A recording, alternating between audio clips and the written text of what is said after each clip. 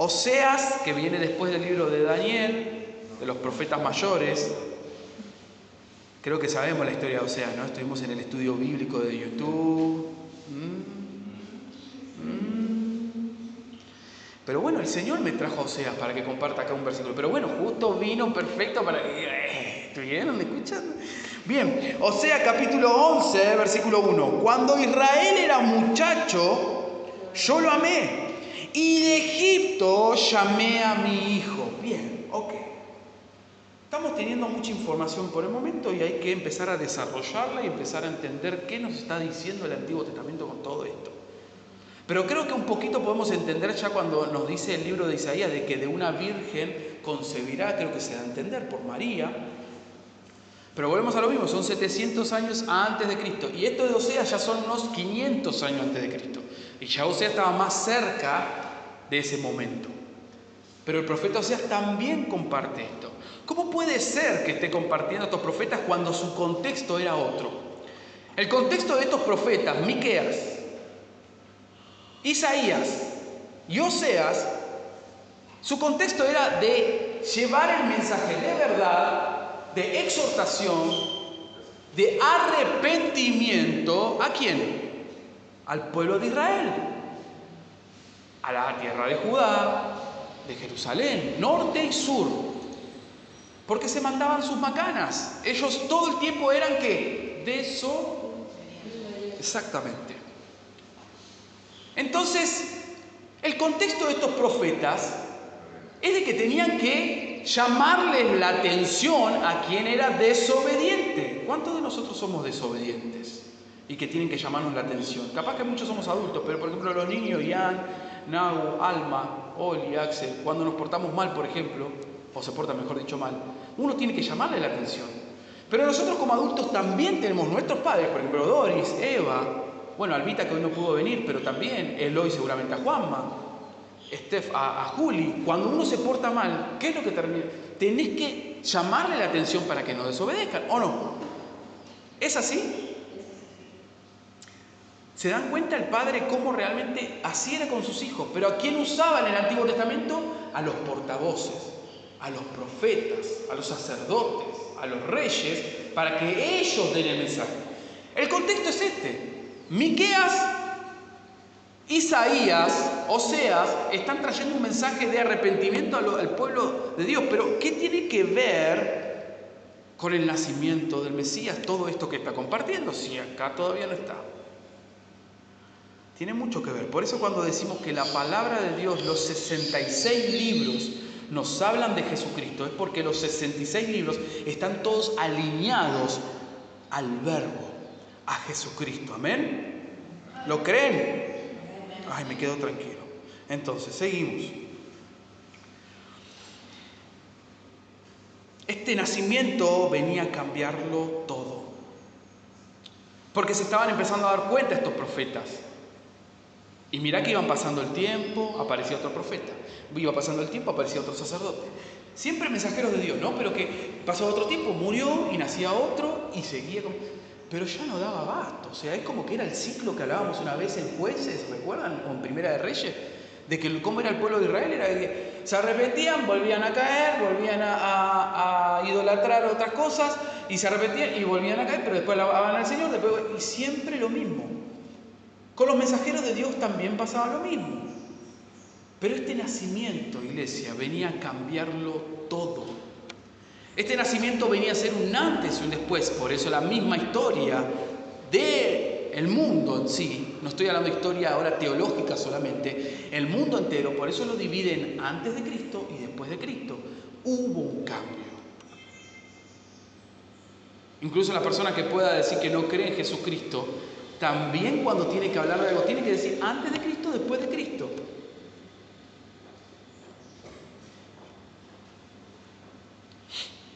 Si hacemos esta comparación, por ejemplo, con Éxodo capítulo 4, y cuando hablamos de Éxodo estamos ¿en qué personaje bíblico si hablamos de Éxodo? Muy bien, aprobaste la materia. Éxodo capítulo 4. Yo creo que se va a ir re contento Pablo hoy de la reunión, decir le gané a todos. Bien, Éxodo capítulo 4, versículo 22, dice: y dirás a Faraón, Jehová ha dicho así, Israel es mi hijo, mi primogénito. O sea, se repite la historia. Volvemos a lo mismo. Acá recién estamos viendo 700 años antes de Cristo, a Miqueas, Isaías y Oseas, ¿ok? Bueno, Oseas 400, 500 años antes. Pero Moisés, estamos hablando 2000 años antes de Cristo, también adelanta algo de lo que iba a ocurrir. Por eso esto, ¿a qué voy con esto? Lo simplifica de decir que toda la antigüedad, todo el Antiguo Testamento, ya nos viene hablando de una u otra manera del príncipe de paz. ¿Amén? ¿Me siguen hasta aquí? Pero este no es el dato mayor. Esto tiene un significado porque... ¿Por qué Belén?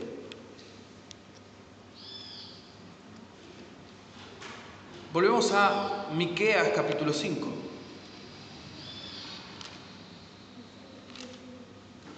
Miqueas capítulo 5.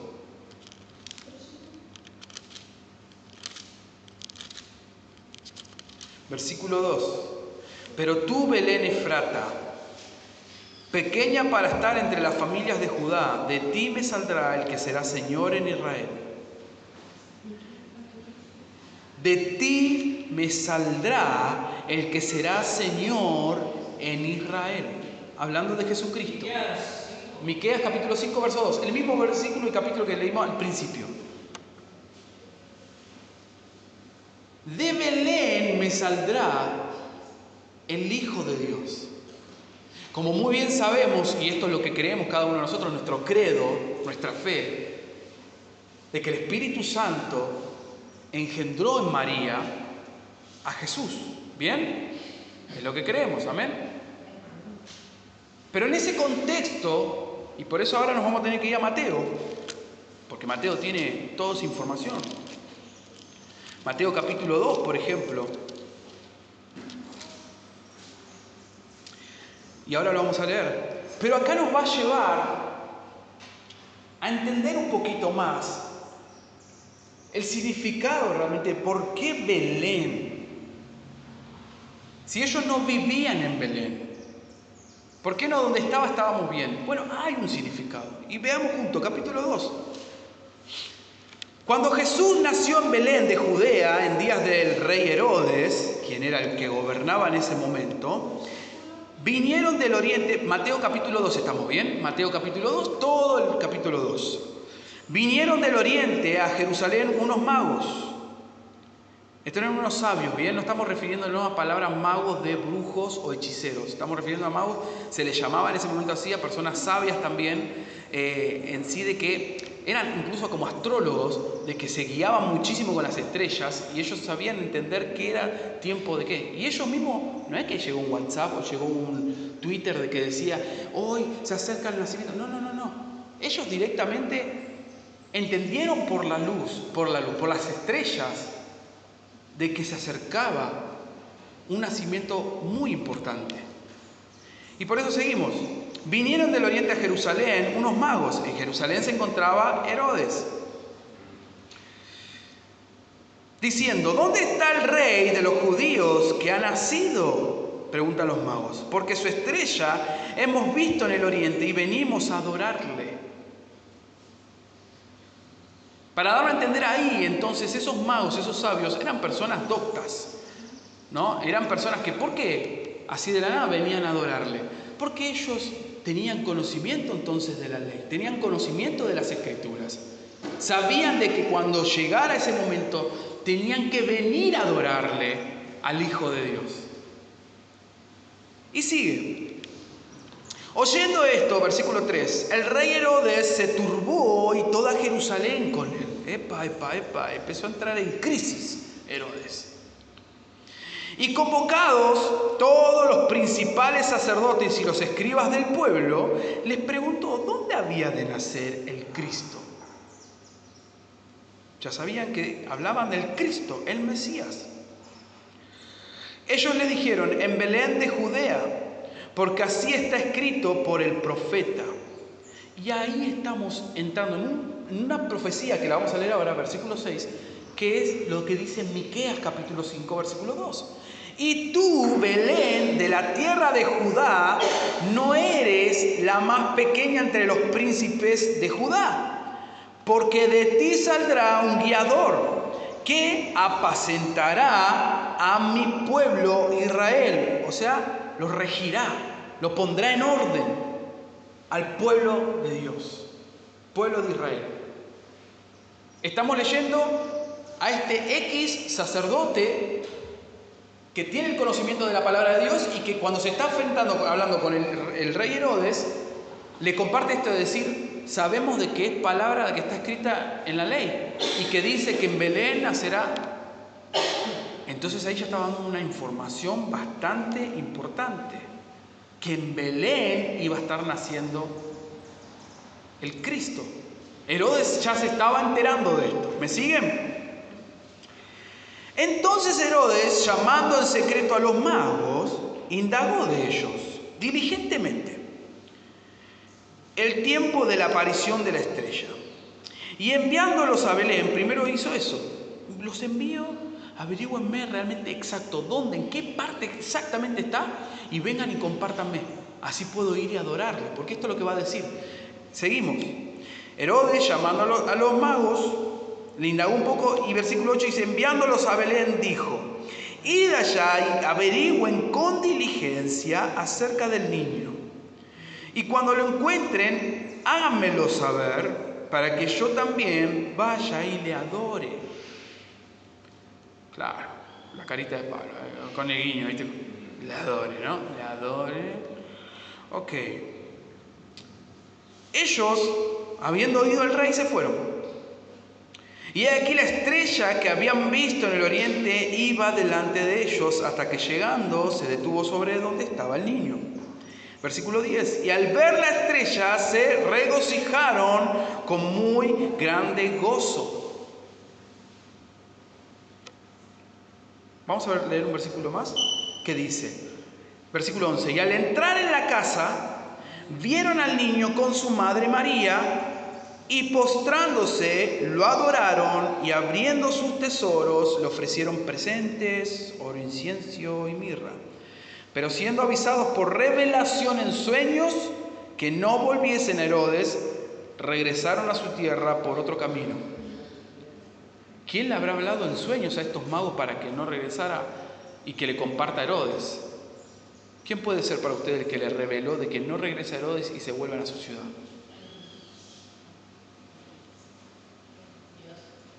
Sí, el Espíritu Santo. Les reveló. No vuelvan. Vuélvanse a sus casas. Se dieron un dato no menor en este sentido.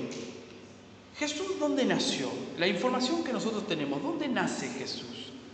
¿Nace en una casa o nace en una aldea, en un pesebre? ¿Pero qué dice Mateo, versículo 11? Y al entrar en la casa, vieron al niño con su madre María. Es simple, hermanos. Es dejarnos usar el razonamiento donde el Espíritu de Dios también nos los hace entender. Quiere decir de que ya pasó esas semanas de donde los magos fueron a visitar al Mesías. El Mesías nace en medio de un pesebre, en medio de heces, animales, un lugar donde creo que ninguno de nosotros escogeríamos, ¿no? Ajá, exacto. Pero con olorcito, ¿no? Un olor zafiro, no, ni ahí. Pero sin embargo, los magos cuando llegan, ¿a dónde lo visitan? En su casa. Claro, ellos vivían ahí en Belén. Ellos se mudaron, se fueron a Belén, porque el ángel del Señor, hablándole a José, si nos vamos al capítulo 1 de Mateo, cuando dice nacimiento de Jesucristo, lo pueden leer ustedes mismos, ahí comparte de que el ángel del Señor le dice, necesito que se vayan a Jerusalén y que se vayan directamente a Belén. Todavía no. A Belén primero, muy bien. A Belén. Y ahí nacerá el Mesías. Pero claro, muy bien como lo marcó recién la hermana Eloy. Si seguimos leyendo el capítulo 2, que dice el pasaje matanza de los niños, resumiendo el contexto, Herodes, al ver de que, epa, ¿qué pasa? Che, los magos no están volviendo, estoy como loco. Aparte, desquiciado el rey Herodes. El rey Herodes mató a su esposa, a sus hijos, mató familia. O sea, él todo con total de querer ser él el único gobernador, que después en su lugar lo sucedió Arquelao, otro de sus hijos, que también otro medio, pero que por lo menos permitió que ese gobernador, si bien fue siempre incrédulo y duró muy poco en su reinado, permitió que ahí el Mesías vuelva a Jerusalén, a Nazaret exclusivamente. Que ahí es donde va a quedar. Por eso cuando nosotros muchas veces decimos Jesucristo de Nazaret, porque ahí es donde va a empezar su ministerio también. ¿Bien? Pero ¿qué pasó? ¿Por qué fue a Egipto? Porque acá, en el capítulo 2 de Mateo, versículo 13, y no lo voy a leer, pero hasta el versículo 23, vemos que Herodes manda entonces a provocar una matanza. ¿En dónde? En Belén en primer lugar, porque él por lo menos con información sabía que en Belén nacía ese, como él le quería llamar. Entonces vayan y maten a todos los niños de ahí, también ya de paso, ya que van a hacer eso, hagan también de acá, del pueblo, hagan de todos los costados que puedan, pero en Belén principalmente. Pero parece que se le escapó que a Egipto no. Pero ¿quién es nuestro Señor? ¿No es acaso un Señor todopoderoso, nuestro Dios? ¿No es un Dios omnisciente que lo sabe todo? ¿Amén o no es amén? ¿Lo sabe todo o no lo sabe todo? Fíjense cómo este detalle no lo tuvo en cuenta el rey Herodes, que a Egipto no mandó que vayan a hacer la matanza, por ejemplo. Pero Moisés, 2500 años antes de Cristo, o 1500, perdón, no, 1500 David, sí, 2000 antes de Cristo, él también lo menciona, de que de Egipto saldrá el que va a traer paz. Se estaba refiriendo a eso el gran Moisés, el gran libertador. Porque en este contexto de la matanza, vuelve el ángel del Señor a hablarle a José y le dice, agarren sus cosas porque van a venir, va a pasar cosas acá y yo necesito que ustedes se vayan a Egipto. Cuídense allá, quédense un tiempo y yo les voy a indicar cuándo volver y a dónde van a volver.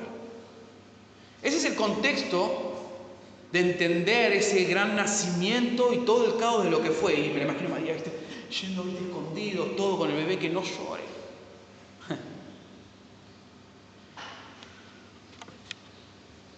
Pero como volvemos a decir, hermanos, cuando recordamos a nuestro Señor Jesucristo, y el momento que sea, Él nos llama a que nosotros como iglesia lo recordemos por el acto final que hizo por nosotros antes de ascender al reino de los cielos. Eso fue el contexto del nacimiento, para que entendamos, y teológicamente hablando también, acerca de destapar los ojos de aquel incrédulo, aquel que está cegado, que no quiere creer.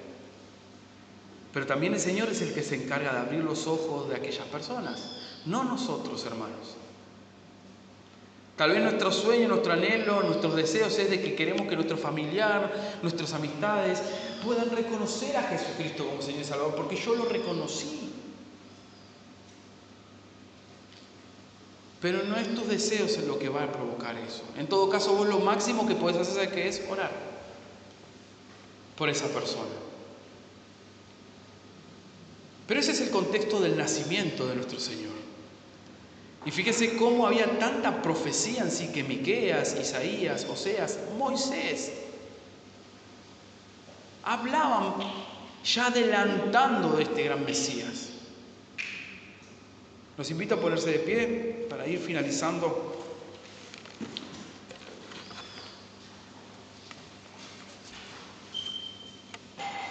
El dato mayor no es el nacimiento y el contexto de ver toda la logística que tuvo que armar María, José, con el niñito, ir de acá para allá, de acá para allá, sino el gran contexto y la gran enseñanza que nos deja nuestro Señor, hermanos. Es el lugar físico donde nació Jesucristo. En una aldea, como decía nuestra hermana, en un corral, en un pesebre, en un lugar muy vulnerable, precario, si le quieren llamar, humilde. Y me gusta quedarme con esa palabra, humilde.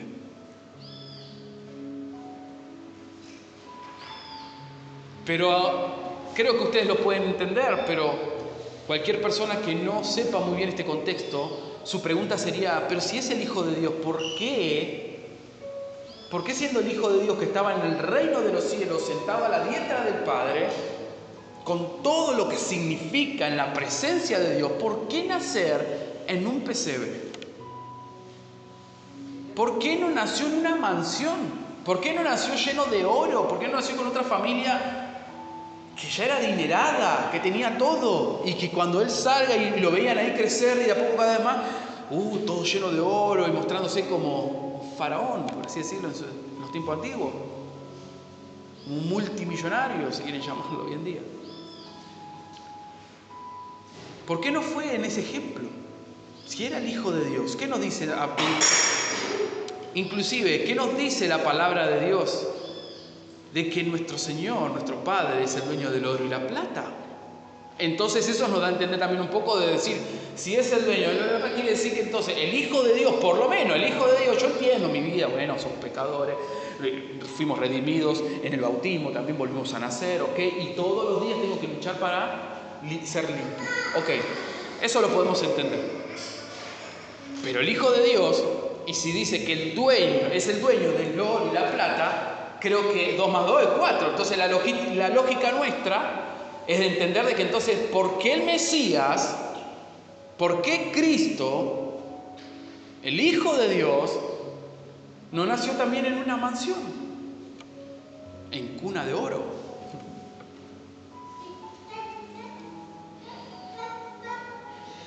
Porque desde el momento en que ya toma la decisión Jesucristo,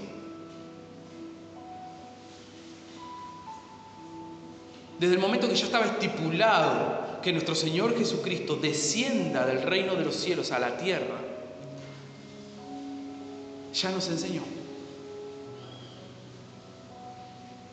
Ya esa ya nos enseñó. Ya ese primer movimiento ya nos enseñó. Ya esa primera acción ya nos enseñó.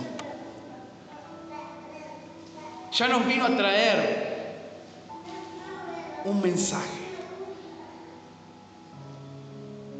Humildad. Filipenses capítulo 2. ¿Me lo pueden buscar mejor, chicos? Filipenses capítulo 2. No lo busquen, vamos a leerlo junto del proyector, así no nos distraemos tampoco con celu, Biblias. Filipenses capítulo 2, versículos 6 al 8. Miren lo que dice. El cual, siendo en forma de Dios, no estimó el ser igual a Dios como cosa que aferrarse,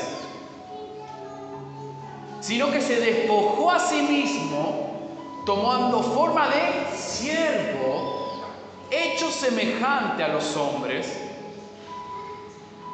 y estando en la condición de hombre, se humilló a sí mismo, haciéndose obediente hasta la muerte y muerte de cruz.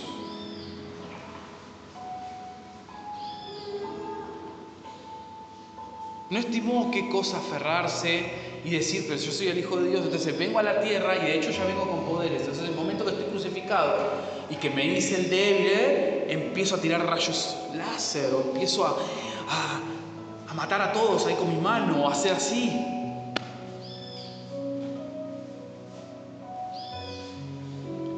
Tan solo nuestro Señor se despojó en humildad.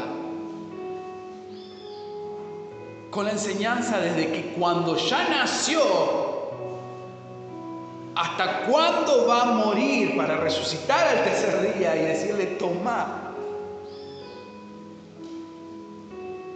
al pecado, a la muerte.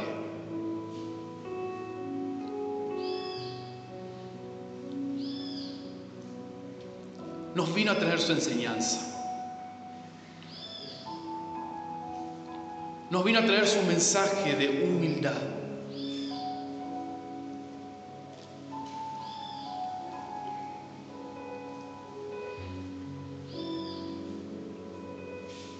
No estimó cosa que aferrarse. Iglesia,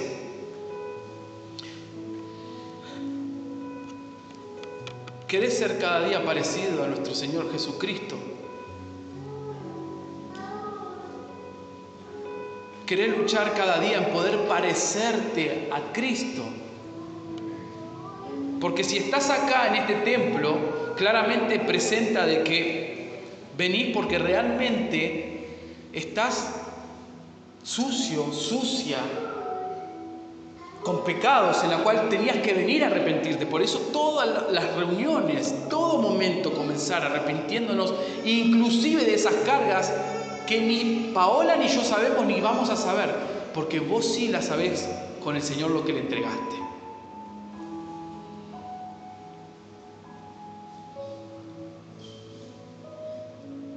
Pero si estás acá, es porque realmente querés asemejarte a Cristo. Y el Señor tan solo lo que nos manda es lo que nos dice Gálatas capítulo 5. Y lo tenemos ahora en la pared. Son los frutos del Espíritu. Él nos manda que todos los días nosotros podamos trabajar con amor. Podamos entregar o sacar de nuestra vida gozo y no tristeza. Entregar amor y tener amor por el prójimo y no odio. Tener paz en nuestros corazones y no resentimiento, orgullo, bronca. Tener paz. Y esa paz, ¿sabes cómo es el significado en sí de igualdad que tiene? Perdonar. Cuando vos perdonás, hay paz en tu corazón. Cuando vos perdonás lo que hiciste en tu vida, no, pero tengo una bolsa muy grande, la verdad, de cosas de mi pasado, que vos perdonás, el perdón es gratis, hermano. Aprovecha lo que es gratis, el perdón. El Señor no te pide que des tantos dólares, no, el perdonar es gratis. Pero vos como hijo de Dios, como hija de Dios, como iglesia, te pide que camines. Entonces, todos los días con amor, con gozo, con paz. ¿Qué dice la próxima? Bondad. Ser bueno con las personas. Tener un corazón agradecido, bendecir la vida de las otras personas, ayudar, bondadoso, dar. ¿Qué dice su palabra? ¿Es mejor que? Otro fruto, templanza.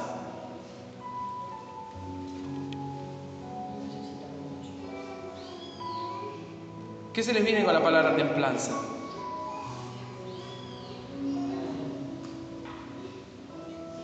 ¿Cómo? Más fuerte. ¿Paciencia? Puede ser, pero creo que paciencia la tenemos ahí.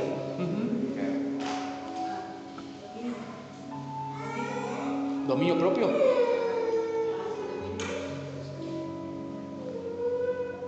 ¿Cuánto tenemos que trabajar nuestro dominio propio? Pero ¿qué nos dice el Señor? Bástate cada día en estar conmigo, en mi presencia, leyendo la palabra, orando, arrepintiéndote. O sea, arrepentite de lo que hiciste cada día. Listo, yo te limpio, ya está. No es de que juntes toda una semana y me vengas y me pases entonces el parte.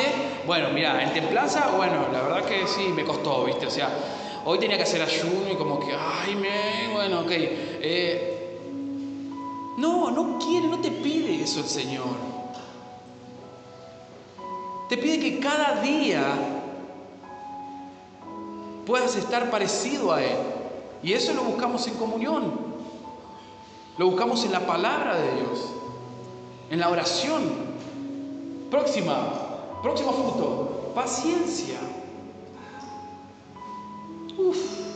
Cuántos obstáculos, cuántas tormentas que pasas en tu vida.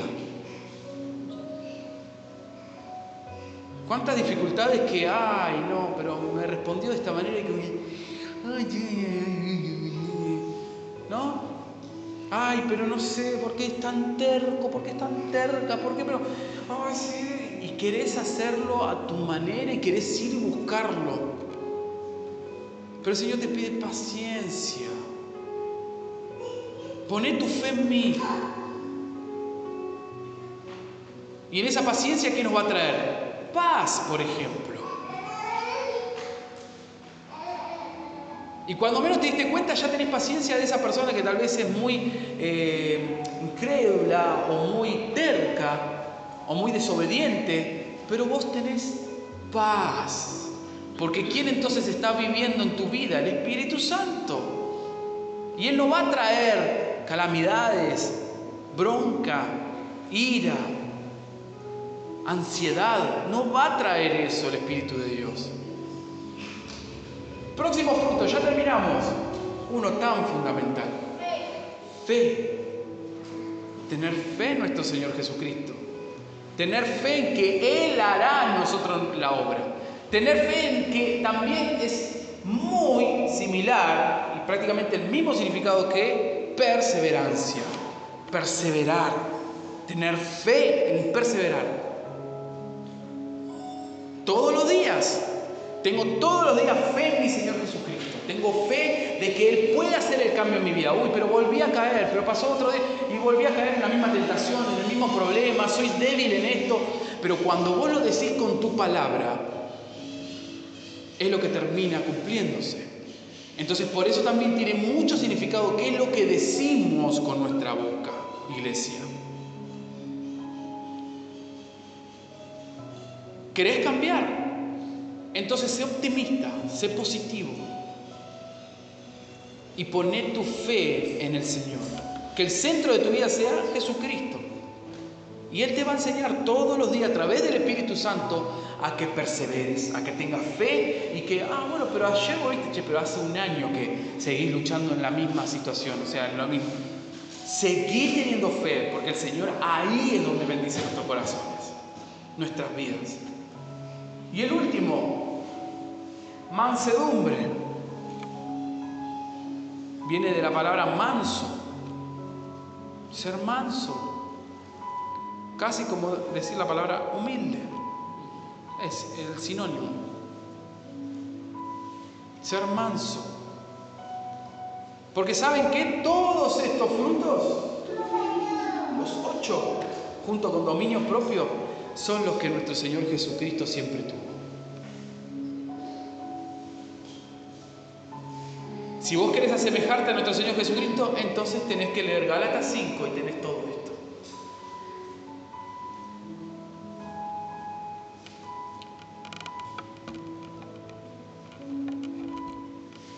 Te invito a cerrar tus ojos.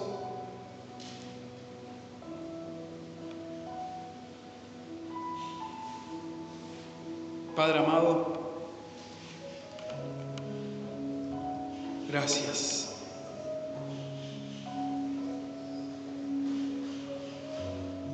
Gracias, Señor.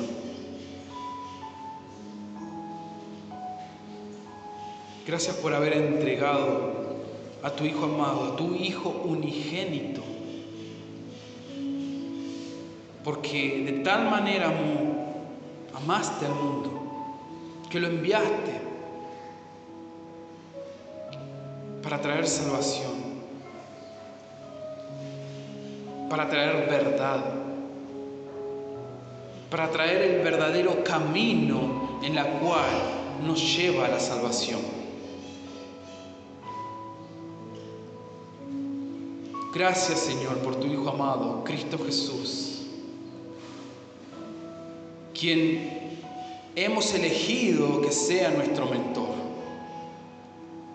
que sea nuestro pastor, que sea nuestro maestro, nuestro sumo sacerdote, nuestro profeta. Que sea Él el que esté en el centro de mi corazón. Que sea Él el que esté en el centro de mi vida, de mi mente.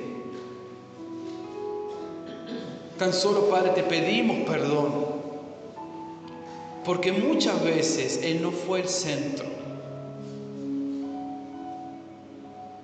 Te pedimos perdón, Padre, porque muchas veces Él no fue el centro de mi vida, de mi mente. Venimos con un corazón arrepentido como iglesia, como cuerpo, para pedirte que limpies nuestras vidas, Señor. Para que limpies cada una de las áreas que quedaron sucias en un rincón de nuestra vida. Donde tal vez está todo ahí escondido, una puerta que debe cerrarse por completo. Llámese orgullo, llámese incredulidad, llámese mentira, llámese debilidad, llámese ansiedad, cualquiera sea esa puerta. Sabemos que a través de Jesucristo de Nazaret, tu Hijo, nosotros tenemos la autoridad para cerrar esas puertas y no volver a abrirlas nunca, jamás.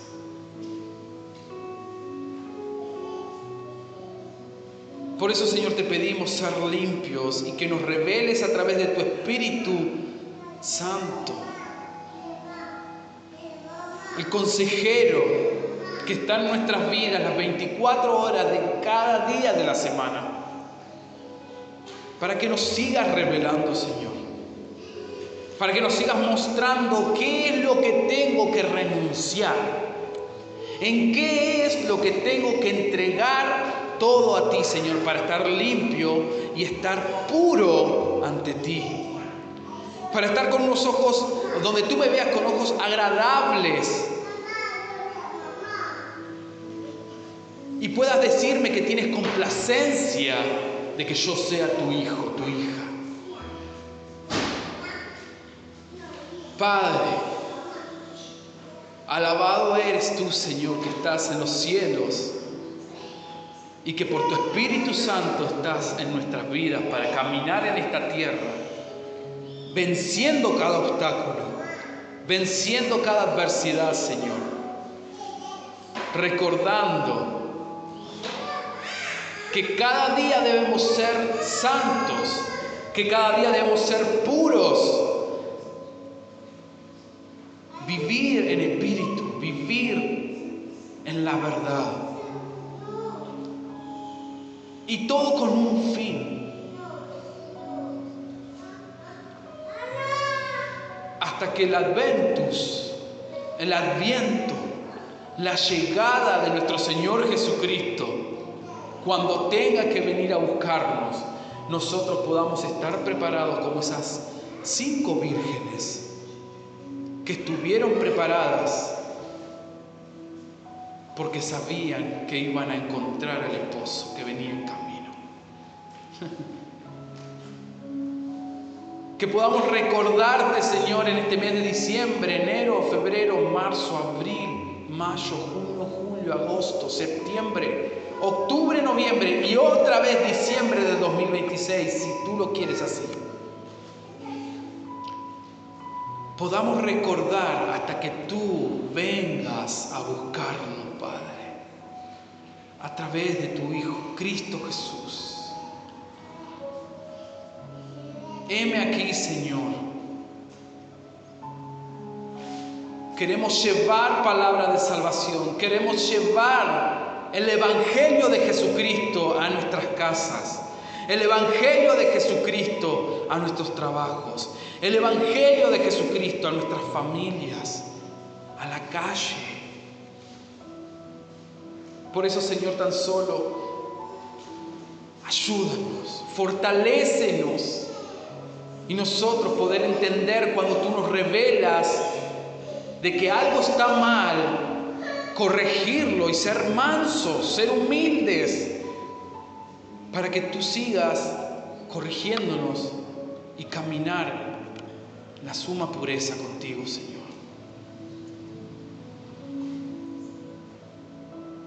Gracias. ¿Le puedes decir gracias a papá? Gracias, Señor. Bendice, Señor, todo este resto del día, toda esta hermosa semana que comienza, Señor, en donde podamos escuchar tu voz y ser guiados todo el tiempo en tu espíritu y no en la carne y en las emociones nuestras. Te alabamos, Señor. En el nombre poderoso de tu Hijo amado, Cristo Jesús. Amén, amén y amén. Fuerte aplauso a nuestro Señor.